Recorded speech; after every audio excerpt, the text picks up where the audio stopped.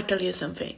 If you're doing somatic exercises like shaking, you gotta listen to this. From the lens of somatic experiencing, shaking, what it's doing is it's helping you thaw some of the freeze energy that's in your body. You know, the energy from dorsal vagal, aka flop. It's bringing more presence into your body. It's making you feel more connected to whatever is happening in your body. And that is amazing until you realize you don't have the space within your nervous system to deal with all the activation that's right underneath the freeze energy. Because here's the thing.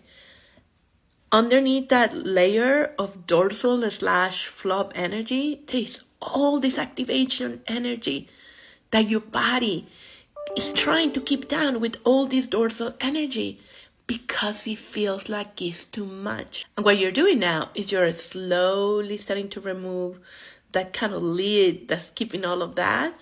This activation is going to start coming up and coming up and coming up.